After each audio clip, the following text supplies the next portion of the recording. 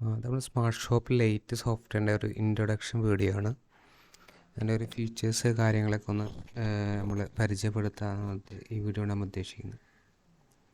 അപ്പോൾ ഇതിൽ വരുന്നതാണ് നമ്മളൊരു ഇൻവെൻട്രി സെക്ഷനിലേക്ക് വന്നു കഴിഞ്ഞാൽ സ്റ്റോക്കും കാര്യങ്ങളൊക്കെ മാനേജ് ചെയ്യുന്നത് ഇൻവെൻട്രി സെക്ഷനിലാണ്. അതിൽ വരുന്നതാണ് പർച്ചേസ് ഇൻവോയ്സ്, അതുപോലെ purchase return, sales invoice, B2B എന്ന് പറയുമ്പോൾ നമുക്ക് GST ബില്ല് ചെയ്യുന്നതൊക്കെ B2B, സെയിൽസ് ഇൻവോയ്സ് B2Bയിലായിരിക്കും. പിന്നെ പെർഫോമ ഇൻവോയ്സ് നമുക്ക് എസ്റ്റിമേറ്റ് ഇൻവോയ്സ് ഒക്കെ അയക്കാൻ ഉദ്ദേശിക്കുന്നതാണ് പെർഫോമ ഇൻവോയ്സ്. പിന്നെ അതുപോലെ തന്നെ സെയിൽസ് റിട്ടേൺസ്, കൊട്ടേഷൻസ്, എൻട്രികൾ, പിന്നെ ഡെലിവറി നോട്ട്സ്. പിന്നെ വരുന്നതാണ് ഡാമേജ് സ്റ്റോക്ക് എന്ന് വെച്ചാൽ സ്റ്റോക്ക് എന്തെങ്കിലുമൊക്കെ ഡാമേജ് ഉണ്ടെങ്കിൽ അത് മാനേജ് ചെയ്യാൻ ഉദ്ദേശിക്കുന്നതാണ് നമ്മൾ. അതിൻ്റെ എൻട്രികളും കാര്യങ്ങളൊക്കെ ചെയ്യുന്നതാണ് ഡാമേജ് സ്റ്റോക്ക്. പിന്നെ ഉള്ളതാണ് നമുക്ക് സ്റ്റോക്ക് അഡ്ജസ്റ്റ്മെൻറ്റ്. എന്ന് വെച്ചാൽ ഫിസിക്കൽ സ്റ്റോക്കും പിന്നെ അതുപോലെ സോഫ്റ്റ്വെയർ സ്റ്റോക്കും തമ്മിൽ ഡിഫറൻസ് വന്നു കഴിഞ്ഞാൽ അത് അഡ്ജസ്റ്റ് ചെയ്യാൻ വേണ്ടിയിട്ട് യൂസ് ചെയ്യുന്ന എൻട്രിയാണ് സ്റ്റോക്ക് അഡ്ജസ്റ്റ്മെൻറ്റ്.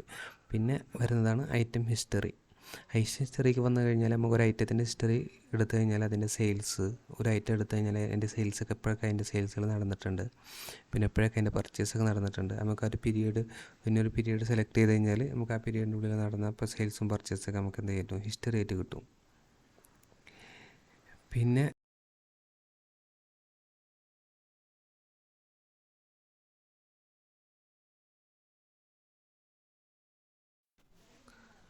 നമ്മൾ അക്കൗണ്ടിൽ നിന്നാണ് സെക്ഷനിലേക്ക് വന്നു കഴിഞ്ഞാൽ നമ്മൾ ട്രാൻസാക്ഷനുമായി ബന്ധപ്പെട്ട് എമൗണ്ടുമായി ബന്ധപ്പെട്ട എല്ലാ ട്രാൻസാക്ഷനും നമ്മൾ അക്കൗണ്ടിൽ നിന്നുള്ള സെക്ഷനിലാണ് കാണിക്കുക. അതിൽ വരുന്നതാണ് നമുക്ക് റെസീപ്റ്റ്, പേയ്മെൻറ്റ്. റെസീപ്റ്റ് എന്ന് വെച്ചാൽ നമ്മൾ സെയിൽസ് ഇൻവോയ്സിന് എഗെയിൻസ്റ്റ് ആയിട്ടുള്ളതാണ് റെസീപ്റ്റ്. പിന്നെ അതുപോലെ പർച്ചേസിന് എഗെയിൻസ്റ്റ് ആയിട്ടുള്ളതാണ് പേയ്മെൻറ്റ്. പിന്നെ അതുപോലെ തന്നെയാണ് നമുക്ക് എക്സ്പെൻസ് എൻട്രികൾ. പിന്നെ ഡെപ്പോസിറ്റ്, ബാങ്കിലേക്ക് ഡെപ്പോസിറ്റ് ഉണ്ടെങ്കിൽ അപ്പോൾ ബാങ്കിൽ നിന്ന് വിഡ്രോവൽ ഉണ്ടെങ്കിൽ ആ എൻട്രികൾ, എക്സ്പെൻസും ഇൻകം ഒക്കെ എൻട്രി ചെയ്യാനുണ്ടെങ്കിൽ അത് ആ എൻട്രികൾ. പിന്നെ ഡേ ബുക്കിൽ നമുക്ക് ആ ഒരു ദിവസം നടന്ന A to Z ട്രാൻസാക്ഷൻസ് കാണിക്കുന്നതാണ് ഡേ ബുക്ക്. അതിൽ ക്യാഷ് ട്രാൻസാക്ഷനും നമുക്ക് ബാങ്ക് ട്രാൻസാക്ഷനും ഉണ്ട്, അത് നമുക്ക് ഫിൽട്ടർ ചെയ്തിട്ടും എടുക്കാൻ പറ്റും. പിന്നെ നമുക്ക് വരുന്നതാണ് ബാലൻസ് ഷീറ്റ്, അങ്ങനെയുള്ള കാര്യങ്ങൾ. പിന്നെ അതിൽ നമുക്ക് വരുന്ന ക്യാപിറ്റലും പിന്നെ അസറ്റ് രജിസ്റ്ററൊക്കെ ഉണ്ട്. അതൊക്കെ നമുക്ക് അക്കൗണ്ടിലേക്ക് എന്തെല്ലാം കണക്റ്റഡ് അല്ല, നമുക്കൊരു ബേസിക് ഒരു എൻട്രി പാസ് ചെയ്യുക എന്ന് മാത്രമുള്ള അത് ഉദ്ദേശിക്കുന്നത്. നമുക്കൊരു ബേസിക് സോഫ്റ്റ്വെയർ ആയതുകൊണ്ട് നമ്മൾ അങ്ങനെയാണ് അത് സെറ്റ് ചെയ്തിട്ടുള്ളത്.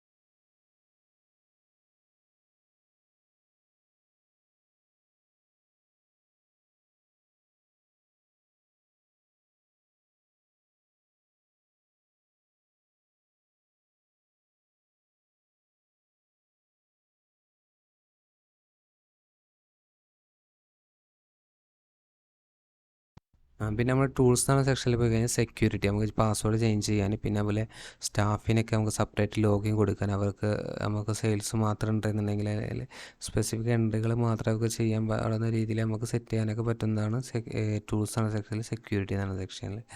പിന്നെ അതുപോലെ തന്നെ നമുക്കതിൽ എക്സൽ ഇമ്പോർട്ട് ചെയ്യാനുള്ള ഓപ്ഷൻസുകൾ, ഇതൊക്കെ നമുക്ക് ടൂൾസ് എന്ന സെക്ഷനിലാണ് വരുന്നത്.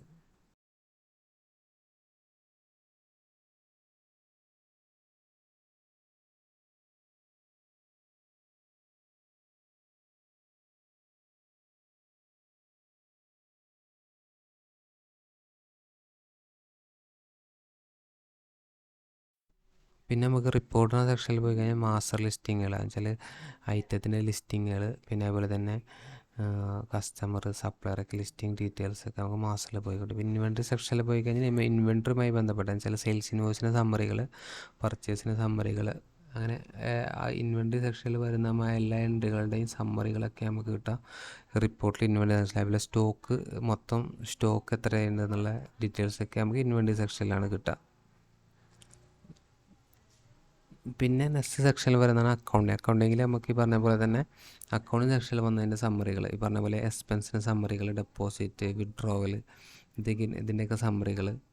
പിന്നെ അതുപോലെ തന്നെ നമുക്ക് റെസീപ്റ്റ് പേയ്മെൻറ്റുകൾ വെച്ചാൽ സെയിൽസ് ഇൻവോയ്സിന് എഗെയിൻസ്റ്റ് ആയിട്ടുള്ളതാണ് റെസീപ്റ്റ്. പിന്നെ സപ്ലയർ ഇൻവോയ്സിന് എഗെയിൻസ്റ്റ് ആയിട്ടുള്ളതാണ് ഈ പറഞ്ഞ പോലെ പേയ്മെൻറ്റ്. അപ്പോൾ അങ്ങനെയുള്ള റിപ്പോർട്ടുകളൊക്കെ നമ്മൾ അക്കൗണ്ടിൽ നിന്നുള്ള സെക്ഷനിലാണ് ഉണ്ടാവുക.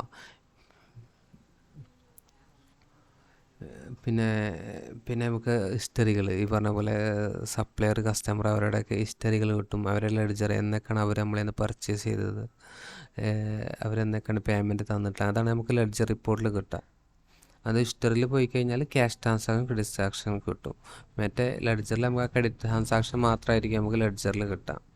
പിന്നെ ലോയാലിറ്റി സെക്ഷനിലോട്ട് പോയി കഴിഞ്ഞാൽ നമുക്ക് പറഞ്ഞ പോലെ ലോയാലിറ്റി കാർഡൊക്കെ യൂസ് ചെയ്യുന്നവർക്കുള്ളതാണ് ലോയാലിറ്റി ഫീച്ചേഴ്സ്, അതുമായി ബന്ധപ്പെട്ട റിപ്പോർട്ടുകൾ. പിന്നെ ടാക്സ് റിപ്പോർട്ടിൽ GST തന്നെ ഐറ്റം വൈസ് റിപ്പോർട്ടുണ്ട്. പിന്നെ നമുക്ക് ഇൻവോയ്സ് വൈസ് റിപ്പോർട്ടുകൾ, പിന്നെ നമുക്ക് HSM കോഡ് വൈസ് റിപ്പോർട്ടുകളൊക്കെ നമുക്ക് അതിലുണ്ട്. നമുക്ക് ഓരോ റിക്വയർമെൻറ്റ് അനുസരിച്ചിട്ട് നമുക്ക് അതായത് റിപ്പോർട്ടുകൾ നമുക്ക് എടുക്കാൻ പറ്റും.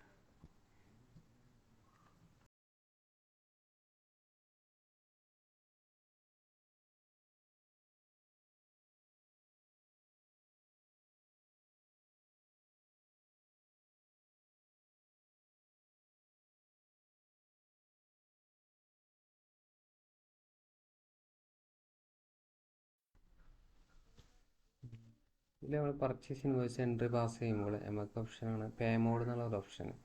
അതിൽ പറഞ്ഞ പോലെ നമുക്ക് ചില കസ്റ്റമർ ക്യാഷ് ആയിട്ട് പേ ചെയ്തിട്ടുണ്ടാവും, അതല്ലെങ്കിൽ ക്രെഡിറ്റ് ആയിട്ട് അല്ലെങ്കിൽ കടമായിട്ട് നമുക്ക് എന്ത് ചെയ്യുന്നുണ്ടാവും, പർച്ചേസ് ചെയ്തിട്ടുണ്ടാവും. അല്ലെങ്കിൽ നമ്മൾ ബാങ്ക് ത്രൂ ട്രാൻസാക്ഷൻ നടത്തിയ പർച്ചേസ് ഉണ്ടാവും. അപ്പോൾ ബാങ്ക് ത്രൂ അതുപോലെ ക്രെഡിറ്റ് ആയിട്ട് കൊടുക്കുന്ന വാങ്ങിയ പർച്ചേസൊക്കെ ആണെങ്കിൽ നമ്മൾ എന്ത് ചെയ്യുക, ആ പർച്ചേസ് ഇൻവോയ്സ് പേ മോഡ് ക്രെഡിറ്റ് ആക്കിയിട്ട് മാറ്റാം. അതല്ല ക്യാഷ് ആണെങ്കിൽ ക്യാഷ് ട്രാൻസാക്ഷൻ ആയിട്ട് കൊടുക്കുക. അപ്പോൾ ക്രെഡിറ്റ് ആക്കിയതിന് ശേഷം നമ്മൾ ബാങ്ക് ത്രൂ ട്രാൻസാക്ഷൻ ആണ് അവർക്ക് കൊടുത്തെങ്കിൽ അവർക്ക് സ്റ്റേറ്റ് പേയ്മെൻറ്റ് എൻട്രി പാസ് ചെയ്യും. പിന്നെ നമ്മൾ ടാക്സ് മോഡ് പോയി കഴിഞ്ഞാൽ പർച്ചേസിലാണ് ടാക്സ് മോഡ് GST ഉണ്ട്, അതിൽ നോ ടാക്സ്, VAT അങ്ങനെയുള്ള ഓപ്ഷനുകളൊക്കെ നമുക്ക് ഉണ്ട്. അത് നമുക്ക് ഡിഫോൾട്ട് ആക്കിയിട്ട് ഓരോ കസ്റ്റമർക്ക് അനുസരിച്ചിട്ട് ഇപ്പോൾ ചിലർ നോ ടാക്സ് ബില്ല് അടിക്കുന്നവരാകുമ്പോൾ അവർക്ക് നമുക്ക് നോ ടാക്സ് മോഡ് നമുക്ക് ബൈ ഡിഫോൾട്ട് നമുക്ക് സെറ്റ് ചെയ്യാൻ പറ്റും. പിന്നെ അടുത്ത സെക്ഷനിലേക്ക് പോകുകയാണെങ്കിൽ സെയിൽസ് ന്യൂസ് ഈ പറഞ്ഞ പോലെ പർച്ചേസ് ഇൻവോയ്സ് പറഞ്ഞ പോലെ ടാക്സ് മോഡ് പേ മോഡ് ഉണ്ട്. പറഞ്ഞ പോലെ ക്രെഡിറ്റിലാണെങ്കിൽ അങ്ങനെ അതിൽ കസ്റ്റമർ ബാങ്ക് ത്രൂ പേയ്മെൻറ്റ് തന്നിട്ടുണ്ടെങ്കിൽ അവർക്ക് നമുക്ക് എന്ത് ചെയ്യാം, ക്രെഡിറ്റ് ആയിട്ട് സേവ് ചെയ്തിട്ട് അവർക്ക് എഗെയിൻസ്റ്റ് ആയിട്ട് നമ്മൾ റെസിപ്റ്റ് പേയ്മെൻറ്റ് ചെയ്യും.